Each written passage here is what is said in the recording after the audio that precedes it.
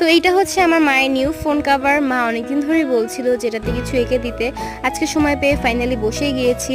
ফার্স্টে আমি এখানে হোয়াইট কালার করে দিয়েছি, এতে আমি পরবর্তীতে যে কালারই দিই না কেন এটা অনেক ব্রাইট হবে।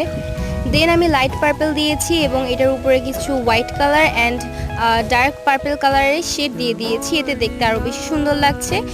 এখন আমি অফ ক্যামেরাতে পেন্সিল দিয়ে ড্রয়িংটা করে নিয়েছি এবং চিকন তুলি দিয়ে, জিরো সাইজের তুলি নিয়ে আমি ব্ল্যাক কালার দিয়ে লেখাগুলো দিয়ে দিচ্ছি।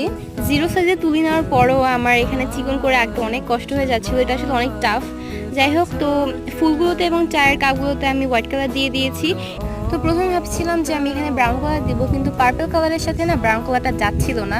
এর জন্য আমি গ্রিন টি বোঝানোর জন্য গ্রিন কালার দিয়ে দিয়েছি এবং ফুলগুলো কালার করে নিয়েছি। তো আমার ড্রয়িং করা শেষ, এখন হচ্ছে স্প্রে করার পালা। এটা হচ্ছে আমার ড্রয়িংয়ের ফাইনাল লুক। তোমরা কমেন্ট করে জানাও কেমন হয়েছে।